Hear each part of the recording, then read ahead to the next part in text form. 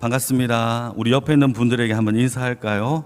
안녕하세요. 인사하겠습니다. 제가 한 주간에 거울을 보면서 깜짝 놀란 게 하나 있어요. 제가 거울을 보니까 제 웃는 얼굴이 너무 예쁜 거예요.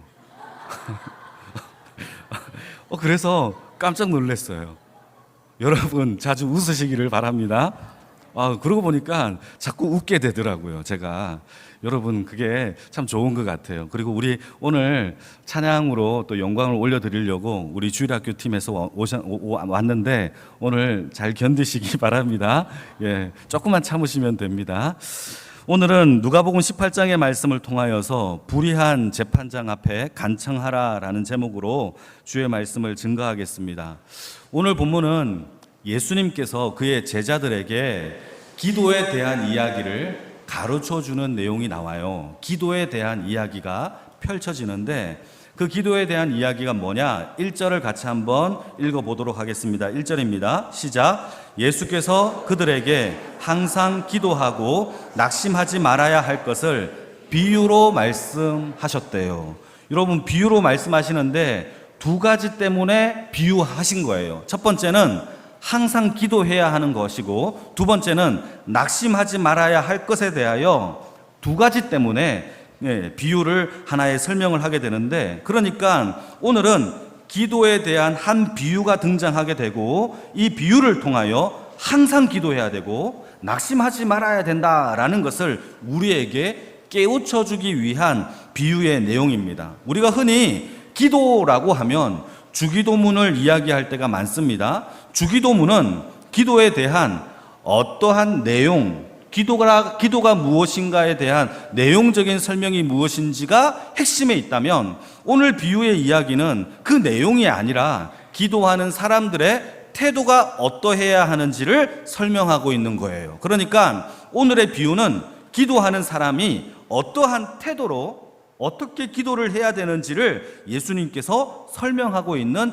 비유입니다. 그 비유의 내용은 간단합니다. 어떤 한 도시에 한 재판관이 있었는데 이 재판관이 하나님을 두려워하지도 아니하고 또 사람을 기본적으로 무시하고 멸시하는 재판장이 있었대요. 그리고 그 도시에는 한 과부가 있었는데 그 당시에 유대인들의 사회에서 과부라는 것은 사회적으로 가장 약하고 약한 사람을 지칭할 때 과부라는 단어를 쓴다라는 거죠. 그러니까 그 도시에서 가장 약한 한 여인이 있었는데 이 여인이 그 동네에서 어떤 원수에게 억울함과 누명을 씌워서 원통함을 당한 거예요. 그래서 이 여인이 매일매일 밤낮 상관없이 재판장에게 찾아가서 나의 억울함을 풀어달라라고 그렇게 간청하고 있는 장면이 펼쳐집니다. 근데 문제는 이 재판장이 기본적으로 사람을 무시해요. 그리고 하나님을 두려워하지도 않으니까 이 여인의 간청을 어떻게 했습니까? 무시하고 간과하는 겁니다. 그런데 밤낮 쉬지 않고 찾아와서 간청을 하니까 두 번째는 귀찮기 시작해요. 귀찮아라? 라고 시작하는 거죠. 그럼에도 불구하고 끊임없이 찾아가니까 재판장이 나중에는 겁이 나고 괴로웠고 너무 힘들어서 어떻게 하느냐? 그 여인의 간청을 들어주었다라고 하는 것이 예수님께서 우리에게 들려주는 기도에 대한 비유에 대한 내용이에요. 오늘은 이 비유를 통하여서 저와 여러분들이 세 가지의 묵상을 해보려고 하는데, 오늘날 이 시대에 우리가 어떻게 기도를 해야 되는지에 대한 이야기가 오늘 본문에 잘 나와 있습니다. 그 첫 번째가 무엇이냐? 우리가 먼저 생각해 봐야 할 것은 이 여인이 간청을 하고 있는 간청의 대상이 누구냐 하는 거예요. 여러분 지금부터 조금 생각해야 합니다. 오늘 본문에서 이 여인이 간청하고 있는 간청의 대상이 누구입니까? 그 도시의 재판장이다라는 것을 우리는 기억해야 돼요. 이때 이 여인의 입장에서 한번 생각해 봅시다. 자, 여러분 이 여인이 이 재판장에게 자신의 억울함을 한 번, 두 번 호소해요. 나의 억울함을 풀어주시옵소서라고 계속 간청을 함에도 불구하고 이 도시의 재판장이 그 여인의 간청을 들어줍니까? 들어주지 않습니까? 안 들어준다라는 거예요. 자, 이때 이 여인은 이 재판장에게 내가 간청을 하면 나를 무시하지 않고 내 이야기를 잘 들어준다라는 것을 이 여인이 받아들입니까? 못 받아들입니까? 못 받아들이죠. 이 사람은 나를 기본적으로 무시하구나. 내가 아무리 간청해도 이 사람은 나에게 이 이야기를, 이 호소를 들어주지 않을 사람이구나 라는 것을 한두 번, 1시간, 2시간 얘기해보면 알잖아요. 근데 한두 번이 아니에요. 몇 날, 며칠도 아니에요. 몇 년이고 수년이 지나도록 내 이야기를 들어주지 아니하는 이 재판장에게 여러분 생각해 봅시다. 이 여인이 매일매일 밤낮 간청하는 이 모습을 생각해 볼 때에, 나를 무시한다라고 들 때에 여러분들이라면 그럼에도 불구하고 그 재판장에게 가서 간청하시겠습니까? 간청하지 않으시겠습니까? 그거예요. 여러분, 저와 여러분들이라면 한 번, 두 번 얘기해보고 나를 무시하네? 그럼 너 말고 다른 사람하고 얘기해보지 라고 하지 않겠습니까? 그럼에도 불구하고 이 여인은 자신의 억울함에 대하여 그 재판장을 향하여 날마다 밤낮 쉬지 않고 그 재판장에게 날마다 찾아가서 간청하고 있다라는 사실입니다. 그게 기도예요. 여러분, 그게 기도예요. 여러분, 우리가 이 여인의 같은 처지였다라고 생각해 본다면 나를 무시한다? 다른 방도를 찾지 않겠습니까? 이 도시에서 가장 유력하고 가장 힘이 있는 정치인을 찾아가서 좀 도와주세요 라고 하지 않겠습니까? 아니면 교회 안에서 실력이 있는 한 성도님에게 나 이렇게 억울함을 당했습니다, 나 좀 도와주십시오 라고 하지 않겠습니까? 아니면 나와 같은 처지에 있는 사람을 모아서 여론을 형성하여서 이렇게 힘을 한번 써보자 라고 하지 않겠습니까? 그런데 이 여인은 다른 방법을 찾은 것이 아니에요.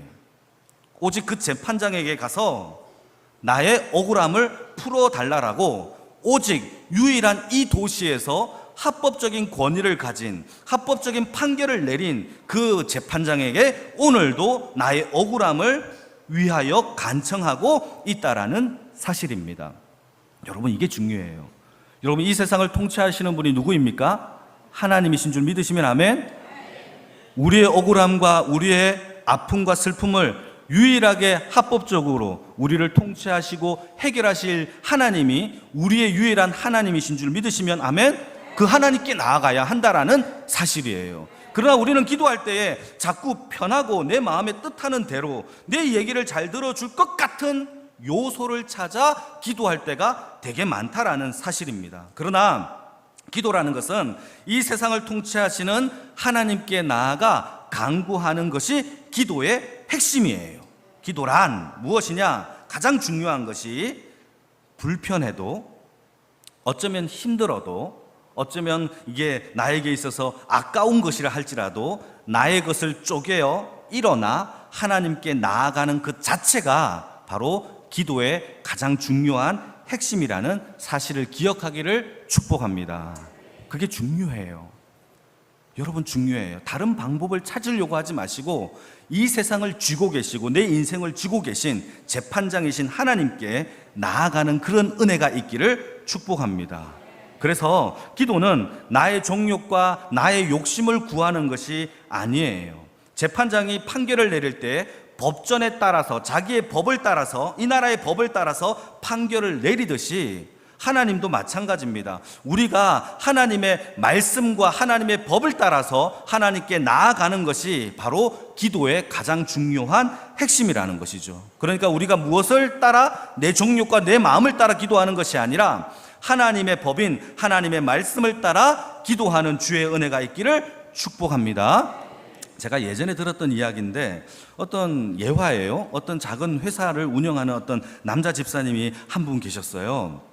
그 집사님이 회사를 운영하다가 어떤 회사 사원을 하나 뽑았는데, 젊고 신앙도 좋고 예쁜 여자 직원이 자기 회사에 들어온 겁니다. 같이 일을 하다 보니까 그 직원이 참 마음에 들었나 봅니다. 그래서 눈이 맞았고 서로 사랑하게 된 거죠. 근데 문제는요, 이 남자 집사님 사장님은 이미 결혼을 한 상태예요.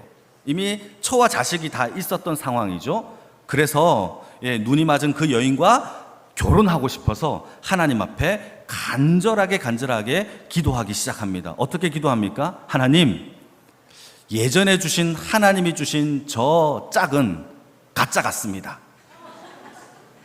지금 새롭게 주신 저 여인이 진짜 내 갈비뼈니까 저 여인을 주시옵소서 라고 밤낮 세월을 가면서 울고불고 난리 기도한 겁니다. 여러분, 이 예화 하나와 또 하나 더 들어오겠습니다.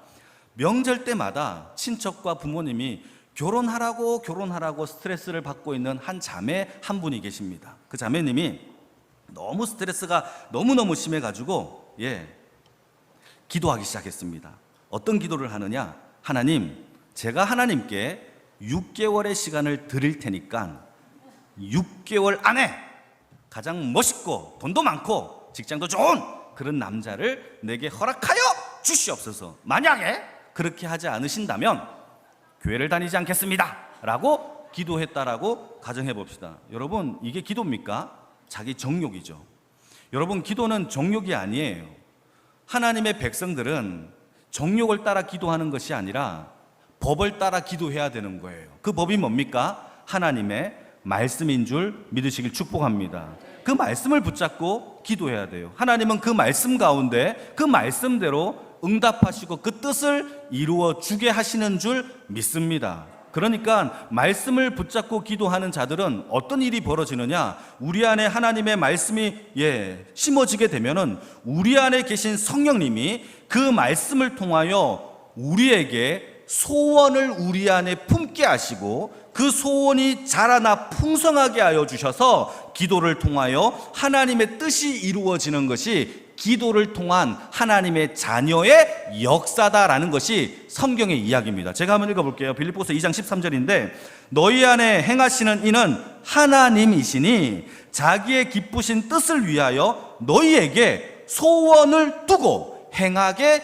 하시느니라. 이게 빌립보서의 이야기입니다. 여러분, 우리 안에 하나님의 말씀을 품고 기도하는 주의 백성이 되기를 주님의 이름으로 축복합니다. 그렇다면 우리 안에 그 말씀이 소원이 되고 그 소원을 품게 하신 하나님 앞에 기도할 때에 아버지의 뜻이 우리를 통하여 역사되는 것이 첫 번째 기도의 방법이라는 거죠. 자, 두 번째는 무엇이냐? 기도는 믿음 없이는 불가능해요. 여러분, 기도는 믿음 없이 불가능해요. 이 여인이 재판장에게 계속 찾아가서 끊임없이 불의하고 나를 무시하고 하나님을 두려워하지 않음에도 불구하고 자기의 억울함을 계속 하소연할 수 있는 그 원동력의 힘은 뭐냐? 바로 이 여인 속에 가지고 있는 저 재판장이 나의 기도를, 간청을 들어줄 것이다 라는 믿음이 없었다면 하루도 이틀도 여러분 견디지 못하고 기도하지 않았을 겁니다. 그러나 이 여인의 기도는 어느 정도까지 기도했는지 몰라요. 간청했는지 모릅니다. 1년, 2년, 10년, 15년, 20년 얼마나 긴 시간 동안 간청했는지는 모르겠지만 그 간청할 수 있는 원동력이 뭐냐? 그 속에 있는 믿음 때문이었다라는 사실을 우리는 기억해야 돼요. 여러분, 믿음 없이는 기도가 불가능해요. 한번 읽어볼까요? 히브리서 11장 6절 말씀입니다. 같이 한번 읽겠습니다. 시작. 믿음이 없이는 하나님을 기쁘시게 하지 못하나니 하나님께 나아가는 자는 반드시 그가 계신 것과 또한 그가 자기를 찾는 자들에게 상 주시는 이심을 믿어야 할지니라. 여러분, 이것을 기도로 분석을 해보면 이런 뜻입니다. 믿음이 없으면 하나님을 기쁘시게 하지 못하나니 하나님께 기도하는 자는 첫 번째, 하나님이 계신 것을 믿어야 하고 두 번째, 하나님께 기도하는 자에게는 하나님이 반드시 응답해 주신다라는 것을 믿어야 할지니라. 이것이 바로 성경의 이야기예요. 여러분, 우리가 기도할 때에 하나님이 계신 것과 우리의 기도에 하나님이 응답해 주신다라는 사실을 믿으시기를 축복합니다. 그러니까 믿음의 사람들은 어떤 상황이냐?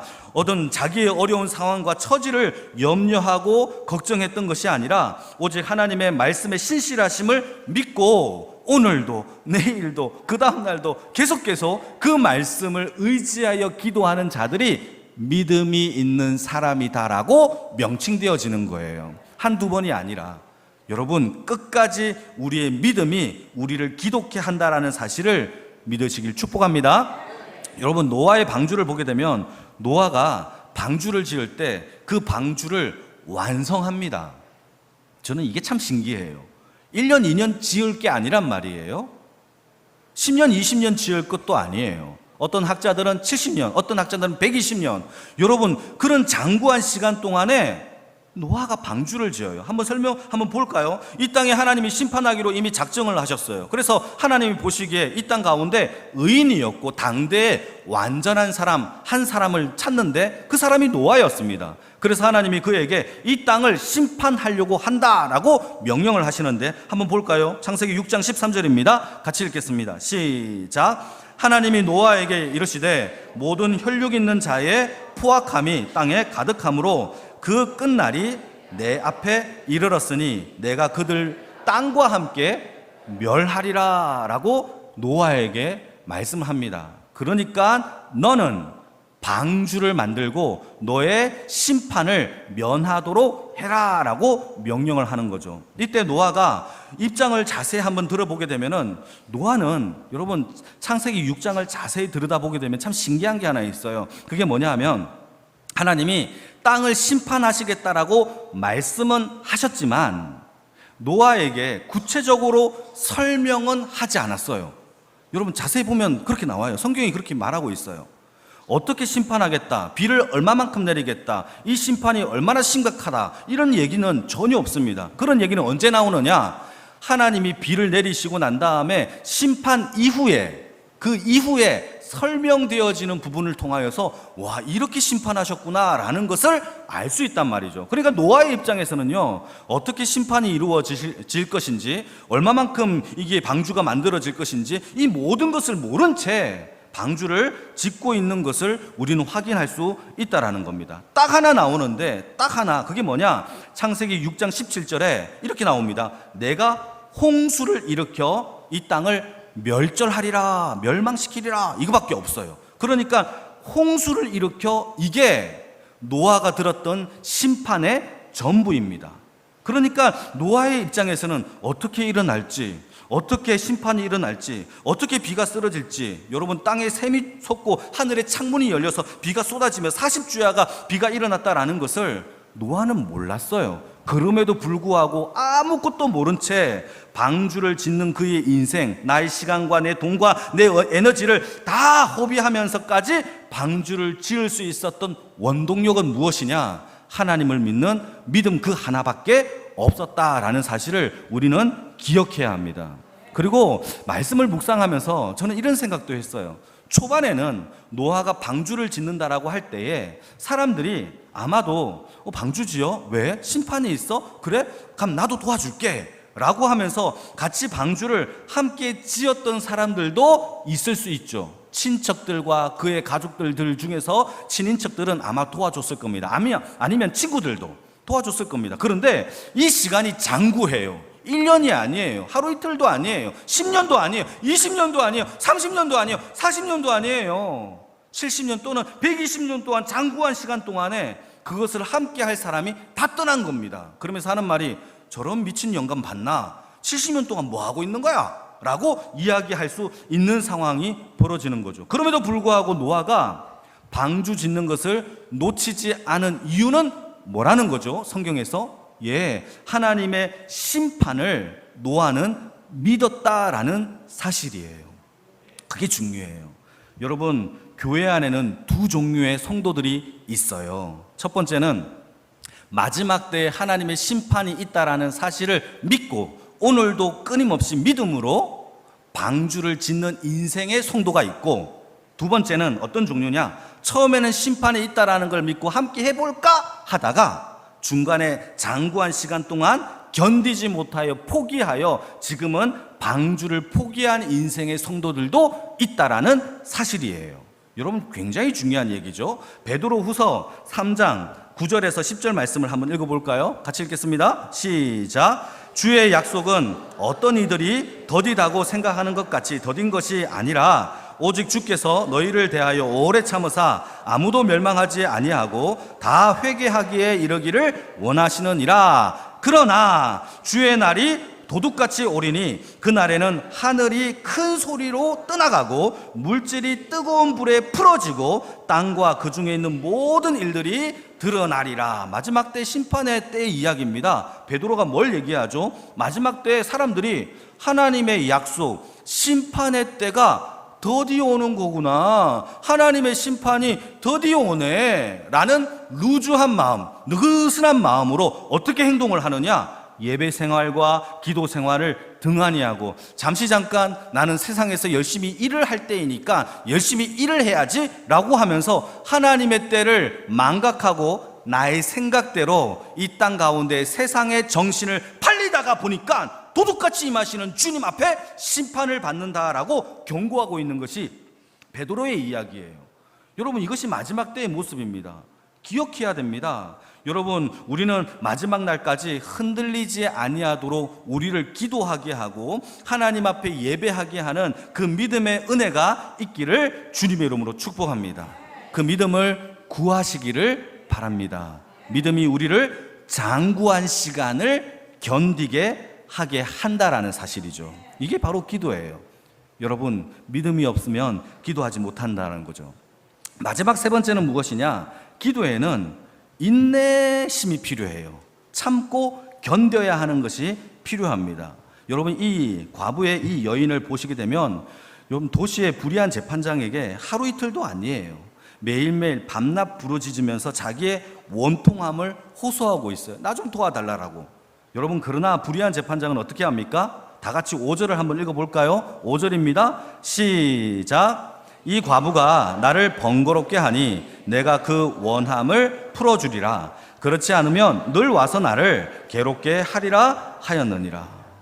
어쩔 수 없이 너무 힘드니까, 나를 귀찮게 하니까 그 여인의 그 간청을 들어주었다라는 것이 성경의 이야기예요.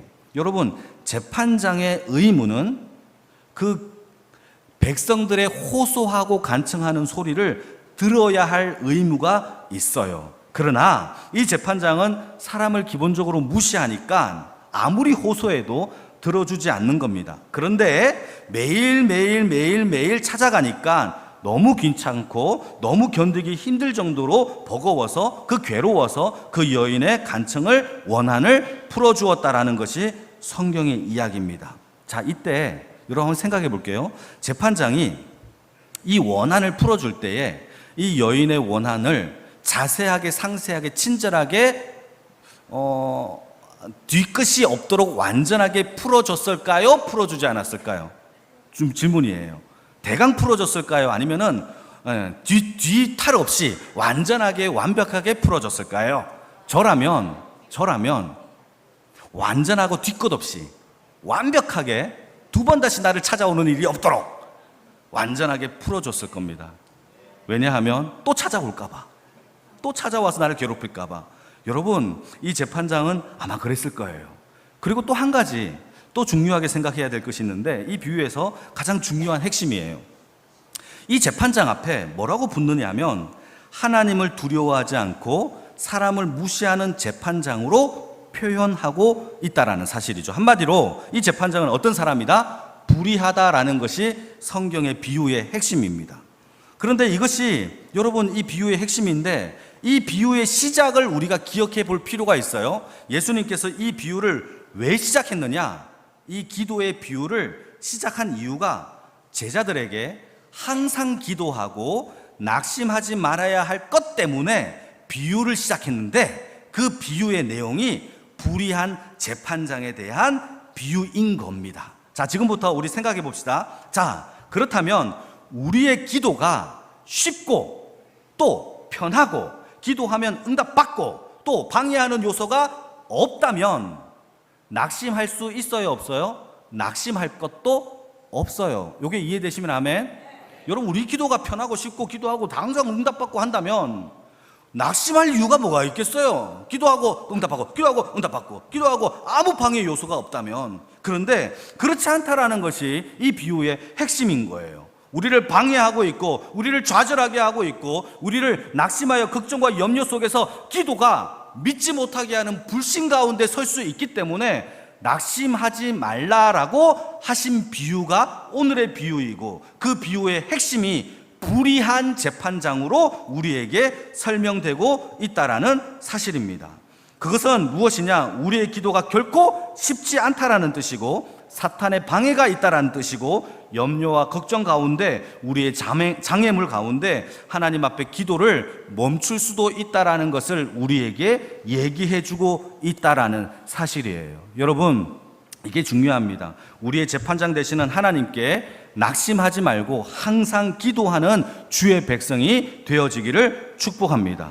그래서 방해하는 요소가 있어서 사도 바울은 기도를 설명할 때 영적 전쟁이라고 기도를 설명할 때가 많아요. 이건 제 설명이 아니라 에베소서 6장 말씀을 보게 되면 사도 바울이 전신갑주를 취해라 라고 이야기를 하는데, 한번 읽어볼까요? 11절과 12절입니다. 에베소서 6장 11절 12절 같이 읽겠습니다. 시작. 마귀의 관계를 능히 대적하기 위하여 하나님의 전신갑주를 입으라. 우리의 씨름은 혈과 육을 상대하는 것이 아니요 통치자들과 권세들과 이 어둠의 세상 주관자들과 하늘에 있는 악한 영들을 상대하기 위하여 전신갑주를 취하래요. 그러면서 구원의 투구, 복음의 신을 신고, 평안의 복음의 신을 신고 하면서 쭉 6가지를 설명하면서 이 전신갑주를 취한 이유가 뭐냐? 여러분, 그 이유가 18절에 나오는데, 이것도 한번 읽어볼까요? 이게 에베소서 6장 18절인데요. 안 나오나요? 제가 읽겠습니다. 전신갑주를 취하는 이유가 모든 기도와 간구를 하되 항상 성령 안에서 기도하고 이를 위하여 깨어 구하기를 항상 힘쓰며 여러 성도들을 위하여 구하라. 그래서 전신갑주를 취하래요. 이게 사도 바울의 이 기도에 대한 이야기인 겁니다. 여러분, 우리가 전신갑주를 취하여서 영적 전쟁을 벌여야 되는 이유가 뭐냐? 기도 자체가 여러분 악한 영들을 상대하는 영적 전쟁이다라는 사실이에요. 자, 이까지 설명하려고 제가 엄청난 시간을 많이 투자했습니다. 자, 지금까지 못 들었더라도 지금 잘 들으시면 됩니다. 자, 기도가 영적 전쟁이고 우리를 방해하는 악한 영들이 있다면 결코 기도가 쉽지 않다라는 사실을 우리는 기억해야 돼요. 자, 그래서 기도는 의도적으로 해야 돼요. 힘써서 나아가야 돼요. 애써야 돼요. 그러지 않으면 여러분, 우리의 기도에 힘을 주고 애쓰고 시간을 일부러라도 투자하지 않으면 어떤 일이 벌어지느냐? 기도가 잘 될까요? 아니면 기도가 멈춰질까요? 멈춰져요. 마지막 때에는요, 기도가 멈춘 교회들이 많을 거예요. 이건 제 얘기가 아니에요. 예수님의 오늘 본문 가운데 나오는 얘기입니다. 마지막 때에는요, 우리는 영적 전쟁 가운데서 기도를 멈추고 기도가 사라지고 내 삶에서 기도가 없어진, 깨어있지 못하는 자들이 많다라는 것이 성경의 이야기라는 것이죠. 그래서 노력하지 않으면 우리의 삶의 기도를 지속시킬 수가 없어요. 그래서 인내를 해야 돼요. 참고 견디면서 오늘도 기도의 자리로 깨어 나아가야 한다라는 사실입니다. 그래서 기도라는 단어와 함께 성경은 깨어 있어라 라는 단어도 함께 등장해요. 깨어 있음과 기도는 항상 쌍으로 성경 가운데 나타날 때가 되게 많아요. 왜죠? 기도는 깨어 있지 않으면 싸우기가 어려우니까. 그래서 기도 가운데 깨어 있어라 라고 우리에게 설명을 하고 있는 겁니다. 그러나 여러분, 우리가 이렇게 두려워할 게 없어요. 왜냐하면 여러분, 불의한 재판장의 기도에 대한 설명이라면 우리가 기도하는 그 재판장은 정작 우리를 사랑하시는 우리 아버지 하나님이신 줄 믿으시길 축복합니다. 그래서 게임이 안 되는 거예요. 기도해도 응답이 되는 거예요. 우리 하나님이 우리의 기도를 들으시고 우리를 사랑하면서 자기 아들까지 희생시키면서 우리를 위하시는 그분이 우리의 기도의 주인이 되시고 응답해 주시는 하나님이시기 때문입니다. 비록 방해가 있고 시험거리가 있고 장애물이 있다 한다 할지라도 낙심하지 말고 기도할 것은 선하신 우리 아버지가 우리의 기도를 들으시고 응답해 주시기 때문입니다. 그게 7절이에요. 7절 같이 한번 읽어볼까요? 7절입니다. 시작. 하물며 하나님께서 그 밤낮 부르짖는 택하신 자들의 원한을 들어주지 아니하겠느냐? 그들의 기도를 오랫동안 들어주지 아니하시겠느냐? 참으시겠느냐? 라고 우리에게 말씀을 해주시는 겁니다. 그런데 문제는 너무나 많은 사람들이 기도하다가 낙심한 자들이 많아요. 너무나 많은 사람들이 기도하다가 작은 장애물로 인하여 긴 기다림의 싸움에서 실패하고 포기한 자들이 많아요. 그래서 오늘 본문의 8절 이 결론을 내리기를 뭐라고 결론을 내리느냐? 그러나 인자가 올 때에 세상에서 믿음을 보겠느냐라고 결론을, 이 비유의 결론을 내리게 됩니다. 이게 무슨 뜻이냐 하면 이런 뜻이에요. 마지막 때에 이 세상에서 이 여인과 같이 끊임없이 항상 낙심하지 말고 기도하는 그런 여인이 과연 몇 명이나 되겠느냐라는 뜻이에요.